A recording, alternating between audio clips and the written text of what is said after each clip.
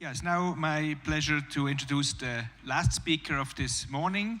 We had invited Arno Brandelhuber to come, but unfortunately there's a health issue in the family, so he cannot travel. He has to stay in Berlin and sends his best regards, and we send our best wishes to Arno and the family. We got Joanna Leśnierowska on very short notice. And it's, I think it's a moment of grace that you accept. Where are you? Here, yeah. That you accepted so quickly. Actually, it was the shortest phone conversation I ever had. Yes, Postmodern, Gravity, Grace, 26th January. Sure. Joanna is trained as a historian, theoretician of art, and is now working as a choreographer, curator, practitioner, and is directing the Old Brewery New Dance space in Poznan, who celebrates the 15th birthday now, and is just appointed director of museumsusch, which will start in a couple of weeks. So we thought it's ideal to have you here because you're really somebody who's going to work in the Engadin on the topic of choreography and dance, and this, of course, should imply gravity and grace. Thanks so much for being here. Thank you for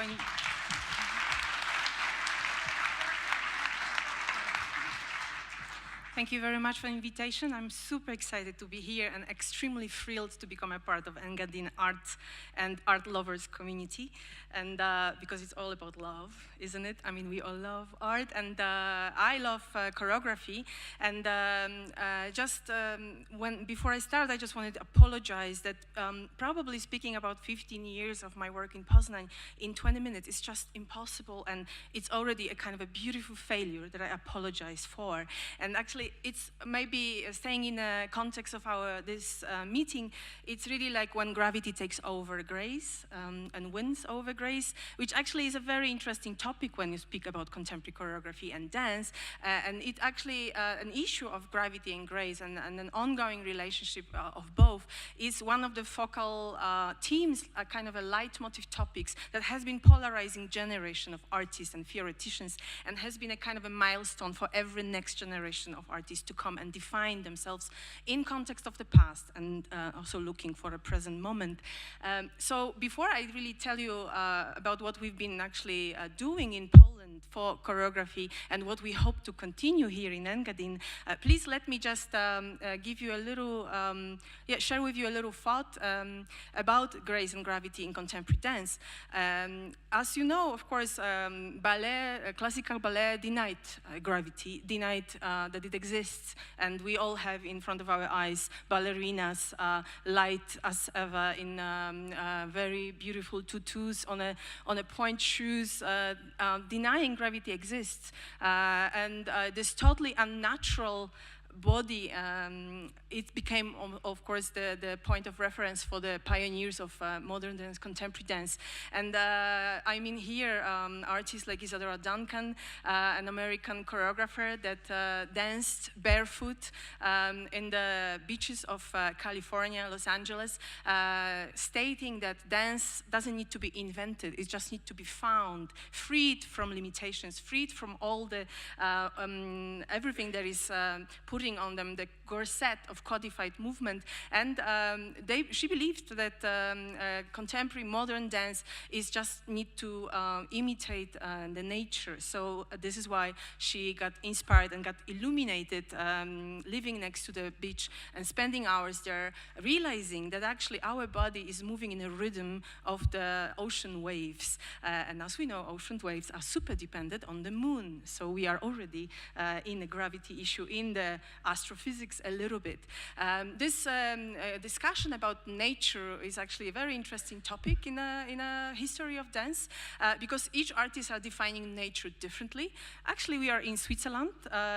We maybe still, many of you knows about Ascona, about the Monte Verita community that on the beginning of the 20th century proclaimed freedom and was dancing naked on the meadows of Alpine, and really bringing a notion of the the body freed from any limitations. Exactly same time in America, Martha Graham, an icon of a modern dance, was developing her technique that actually believed that we move in the rhythm of our breath, which is also in a way imitating an inhale and exhale of an ocean. So again, another translation of the waves movement.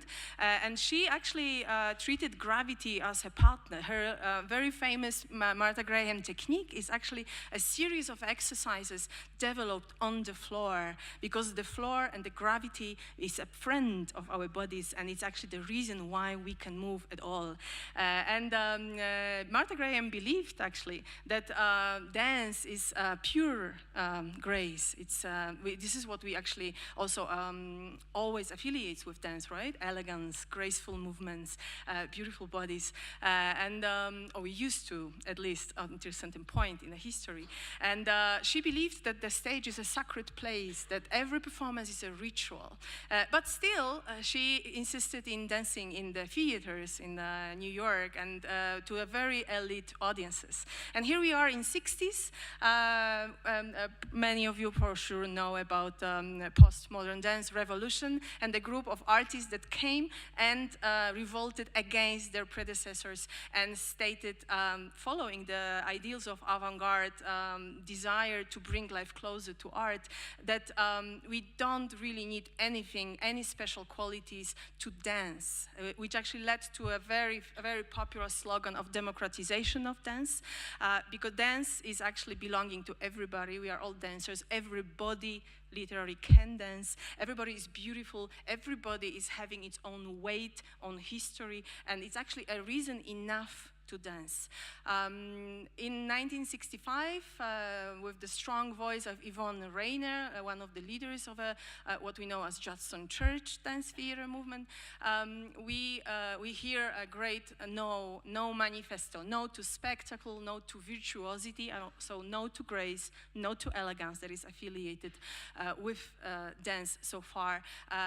Really raging against artificiality and radically extending dancing vocabulary to every single movement, with running and walking in first place, which of course has been very radical and very challenging for audiences' invention, because suddenly we come to not really a theater even, but mostly to gyms, to galleries, or even outside of the buildings, to see people like us doing things that we also normally do. The artists of postmodern proclaim that there is no need for any extra specialization, any extra training to dance, and that actually they also, with the words of Yvonne Rainer, wanted to make their dance a superstar. So they dropped all the theatricality, they dropped the set design, they dropped a narrative, following their master, which actually has been John Cage, not any of their dance predecessors, decided to dance in silence and to really reveal a beauty of a human body in motion. So dance and movement and body becomes a reason enough for choreography, and it becomes actually, it's elevated to the level of a fine art object that is good to look at enough as any other art work. And in the whole postmodern revolution, actually the fight that is not so much promoted was about to start to look at dance in a totally different way and to perceive the reality around us in a totally different way. So one of the consequences of these experiments has been noticing a choreography of daily life, making people look around and see that actually we all dance on a daily basis, that movement is accompanying us in every single moment. So the 60s has been dedicated to very radical experiments, to defining choreography as manipulation rather of context than movement, on appropriating daily gesture, quotidian, the lower range gestures as appropriate for choreography, as a topic of a choreography, and really exposing the seams how choreography is done, and the reason enough to something we called choreography is a simple gesture of artists of creating a frame to look at dance with a totally different eyes. First, I wanted to share with you an image of a performance from the 1970s. This is a piece, a man walking down on the side of a building by Trisha Brown from the series she called Equipment Pieces. And what you actually see here is a documentation of a choreographic piece that has been done in Manhattan, in Soho in 1970, and the audiences was actually witnessing a reenactment of a single walk. But you see the artist starting on the top of a building, equipped in the climbing gear, secured by two alpinists that you don't see on top there, walking slowly down to the street level and revealing the simple act of walking as the most complex physical action, especially organized because of the shift towards the gravity that has been decided by the gesture of an artist. So as you see, after the epoch of embracing gravity, the contemporary choreography started to radically redirect the direction also the dance is performed, and the body that needs to suddenly find itself in a totally new circumstances. And please remember, 1970 is just 1 year after the, so we now believe, a bit fake landing of Neil Armstrong on the moon. And the society was extremely interested about all astronomy issues and concur and the war between Russia and America, who's gonna be first on the moon, who's gonna be first in the stars. And artists of different disciplines, starting already from Yves Klein, leaping into the void, trying to make a statement also about the possibility of discussing gravity as a relevant force also, and a factor that defines their artwork. Here, the people seen a body vulnerable, literary, whose safety is depending on two people upstairs, walking slowly as if it was walking on the moon, because this reorientation towards gravity is making body work so different. And what we actually see is an act of a very complex cognitive smartness of a body in movement. Trisha Brown also actually managed with this few minutes performance done in total Cajun silence. Actually, the body here reminds a bit a Cajun piano, prepared piano also, with all the equipment that is actually necessary to execute the work. So with this gesture of reorientation and changing the context of this walk, putting it on a vertical wall, she actually created a very beautiful metaphor of insecurity that Soho especially witnessed on the time, beginning of 70s, a huge recession and uncertainty about the future. Is a totally different Manhattan, Lower Manhattan that we know at the moment. So in a way, taking from quotidian, taking from reality, taking from the current events, she created to not really to represent reality, but really to transform this little performance into an amazing visual and physical metaphor of a human condition. It is actually Trisha Brown that stated that choreography is actually an art form in the crack between visual arts and traditionally understood dance. And this is actually this crack, this territory of autonomous choreography that we have been dedicating ourselves in Poznan, and we hope to continue. It's actually a practice that it reminds me a lot about visual arts practices, but also about literature and poetic practices, because it's actually like a little haiku, a little poem that is inspiring thoughts and reflections about the world we live in, which was actually the aim of postmodern choreographers, to rethink reality through the means of body movement and the imagery, visual, physical metaphors. Because actually, I believe it was Richard Wright saying that only what exists to be seen is what we really see. So freeing the seeing activity from the necessity is actually when we discover the world.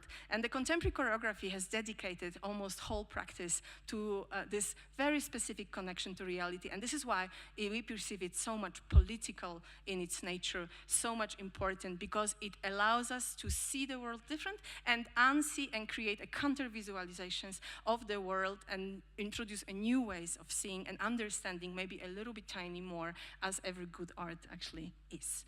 So this kind of choreography, an embodied thinking process in constant motion, as I would briefly say it, became actually the found a house in old brewery.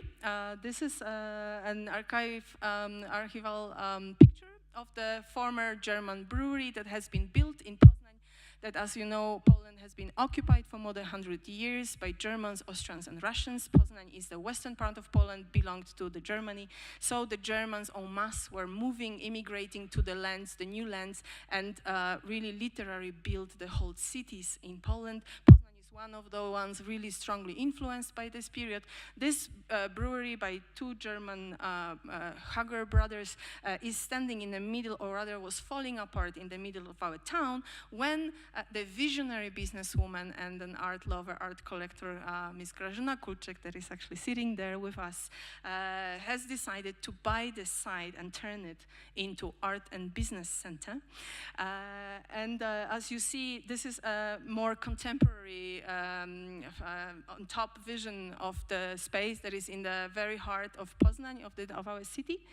And it became a very important spot for all the citizens. As you see, it also has a beautiful park next by that is full of life, especially in the warm time.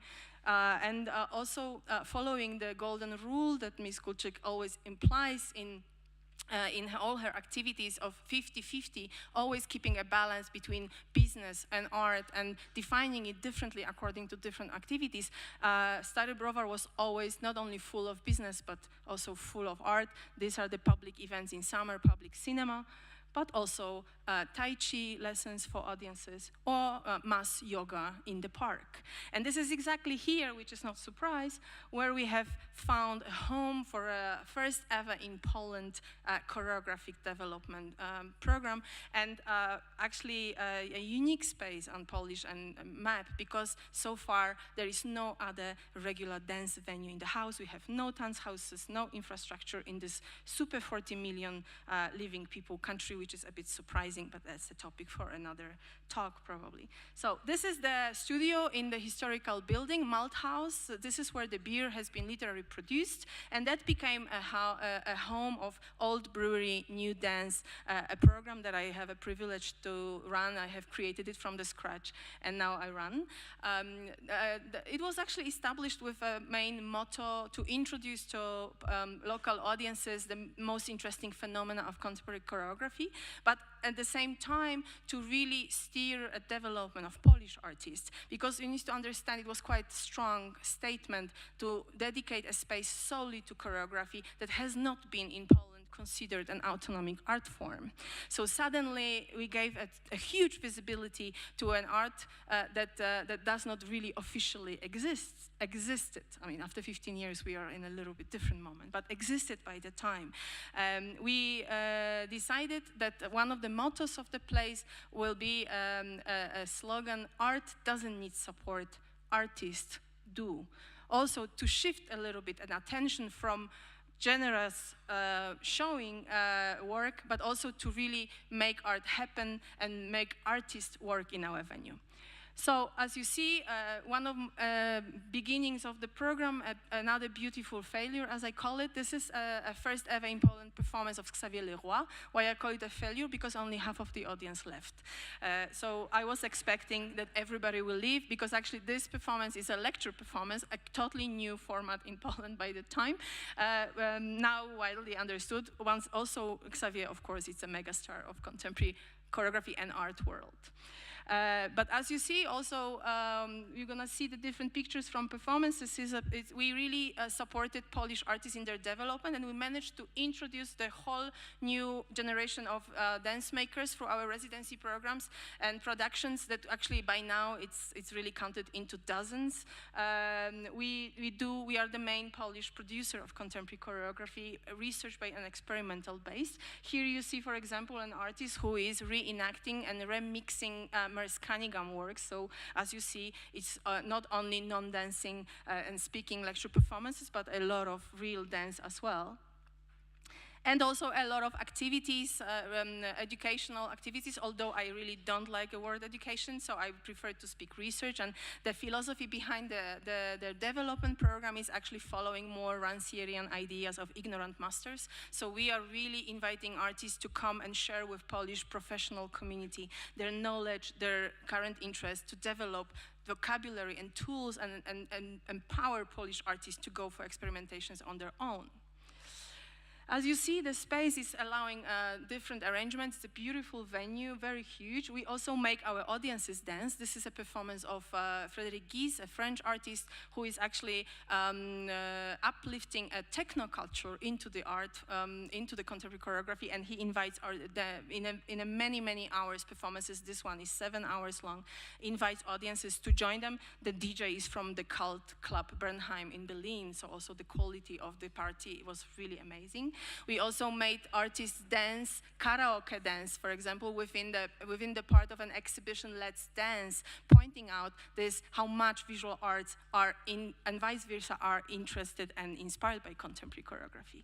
And then, as you see, we also state that actually contemporary choreography is one of the most reflective and discursive practices in contemporary dance. Here, a very important visit of Yvonne Reiner, lecturing on her work from the 60s and 70s, and her graceful passage, a journey from being a radical choreographer into the experimenting visionary film director, and back, because she was with us at 2007, and in 2002, on the invitation of Baryshnikov, she came back to do dance works as well.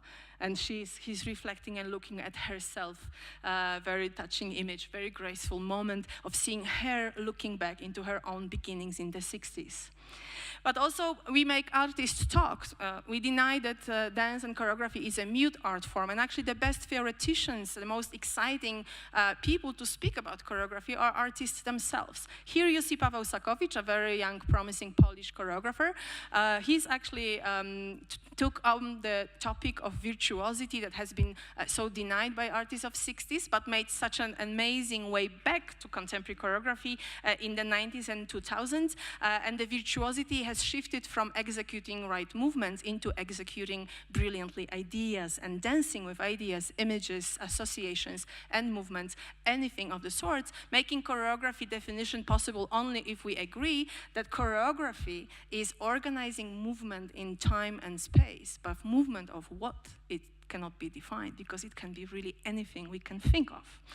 And this artist is actually very special because it's a historical work of his bought by the National Gallery in Poland, first time ever choreographic purchase, and I'm very happy that we made this artist come to dance, actually. So we know National Gallery in Warsaw has in their permanent collection first ever choreographic work by Pavel.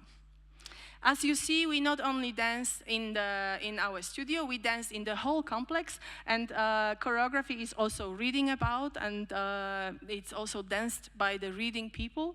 We also made a lot of presentations in the gallery spaces of Browar here. The Swiss artist, an amazing choreographer, Jan Marusic. We had a lot of Swiss guests actually in Poznań.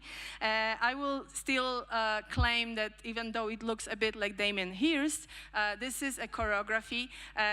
This is the artist investigating immobility, and I hope also maybe bring him to Engadin soon. So we have also a huge program for dance for kids also, so because we do believe that you start very early to introduce the choreography to both children and their parents. And then also we dance, of course, in the non-theatrical spaces. So it is an amazing work by Tony Orico, American choreographer, in our gallery. And this is actually my first success also, because this work that is just being produced here is also a part of a collection of Grażyna Kulczyk. So I also managed to put a choreographic work into the collection. So as you see, we dance also outside. And with that, I just wanted to also tell you that since 2014, we support research, and we grant research scholarships every year. This is a first recipient of the scholarship in 2015, and it's actually an artist that has been investigating connections or dialogue of choreography and astronomy, and she's very interested in the non-gravity movement. So this is another graceful moment of today, how much we are already actually learning from celestial movements of planets, but also of people that go there and they witness total different anatomy or changed physiological processes that are influencing movements a lot. And here we are in Susch, very close from here, a beautiful museum that opened not even a month ago at the end of last year. And this space with a balcony is an auditorium which is gonna become a home of museumsusch, the place where we really wanna create a platform of encounters of artists, not only from Poland but international, and audiences with a very exciting, very discursive, very political work of choreography, and where actually I will have a pleasure to invite you already in several weeks, because on the 15th and 16th of February, we are gonna launch the program with a Polish choreographer that actually claims or calls herself after Agnes Martin, and an expressionist, abstract expressionist. So linking the choreography practice to visual arts history and dancing with a lot of different differences. And I will be super happy to welcome you in Susch in a few weeks. And I'm sorry, I just, for me it's super challenging to speak short.